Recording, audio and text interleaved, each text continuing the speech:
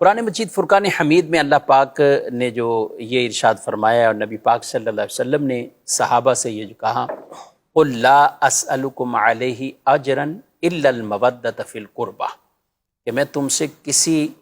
اجرت کا، معاوضے کا یہ سوال نہیں کرتا مگر یہ کہ قرابت داروں کی محبت۔ تو یہ جو مودت فی القربا، تو یہ ان قرابت داروں سے کون کون سے مراد ہیں؟ قرآن مجید فرقان حمید میں سورۃ الشورى کی یہ آیت مبارکہ ہے جس میں اللہ پاک نے نبی پاک صلی اللہ علیہ وسلم سے ارشاد فرمایا۔ پہلے تو اس چیز کو پیش نظر رکھنا چاہیے کہ اللہ جل شانہ خود نبی پاک صلی اللہ علیہ وسلم سے یہ ارشاد فرما رہے، قل، اے محبوب آپ ارشاد فرمائیے، لا اسألکم علیہ اجرا، کہ یہ جو دین کی خدمت ہے، تبلیغ دین کرنا ہے، اللہ کی راہ کی طرف بلانا ہے، جنت کے راستے پر چلانا ہے، جہنم سے بچانا ہے، یعنی جو تمام کے تمام کام نبی پاک صلی اللہ علیہ وسلم سر انجام دے رہے ہیں، علیہ، اس پر میں تم سے کسی طرح کا معاوضہ نہیں چاہتا، اجر تم سے نہیں چاہتا مگر قرابت داری کی محبت۔ اب قرابت داری کی محبت سے کیا مراد ہے؟ مفسرین نے اس کی بہت ساری تفسیریں کی ہیں۔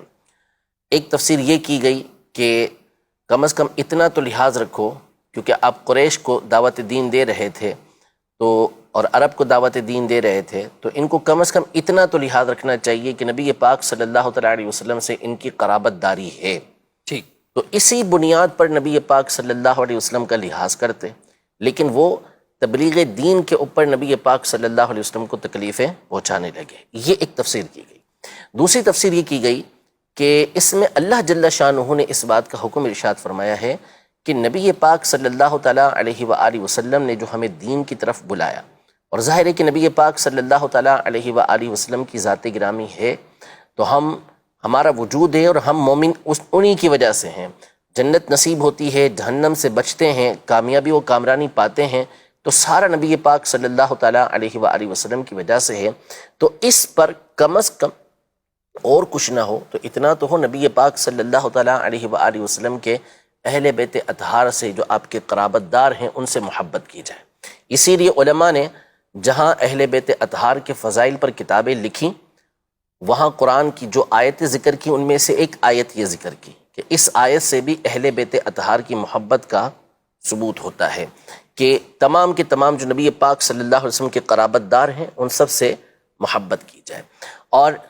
بعض مفسرین نے یہ تفسیر بیان کی، جیسا کہ علامہ جلال الدین سیوطی شافعی رحمۃ اللہ تعالیٰ علیہ نے، امام ابن منذر، امام ابن ابی حاتم رازی، امام طبرانی اور امام ابن مردویہ رحمہم اللہ تعالیٰ، ان تمام کی تفاسیر کے حوالے سے آپ نے سیدنا ابن عباس رضی اللہ تعالیٰ عنہما سے بسند ضعیف یہ روایت ذکر کی کہ حضرت ابن عباس رضی اللہ تعالیٰ عنہما فرماتے ہیں کہ جب یہ آیت مبارکہ نازل ہوئی کہ قُلْ لَا أَسْأَلُكُمْ عَلَيْهِ أَجْرًا إِلَّا الْمَوَدَّةَ فِي الْقُرْبَى، تو صحابہ کرام علیہم رضوان نے نبی پاک صلی اللہ علیہ وسلم سے عرض کی، یا رسول اللہ صلی اللہ تعالیٰ علیہ وآلہ وسلم، آپ کے وہ اہل بیت کون ہیں کہ جن کی محبت کو ہم پر لازم قرار دیا گیا ہے؟ ٹھیک، تو نبی پاک صلی اللہ تعالیٰ علیہ وآلہ وسلم نے ارشاد فرمایا کہ علی و فاطمۃ و ولداہما، یعنی حضرت سیدنا علی، حضرت سیدہ فاطمہ اور ان کے بیٹے یعنی حضرت امام حسن اور حضرت امام حسین رضی اللہ تعالیٰ عنہم اجمعین، ان کی محبت اس آیت کے اندر لازم قرار دی گئی، واجب قرار دی گئی کہ ان سے محبت کرنا یہ نبی پاک صلی اللہ تعالیٰ علیہ وآلہ وسلم سے تعلق کا تقاضا کرتا ہے کہ ہم ان سے محبت کریں۔ تو اس آیت کی مختلف تفاسیر کی گئی ہیں، جن میں سے ایک تفسیر یہ ہے کہ اہل بیت اطہار بالخصوص جو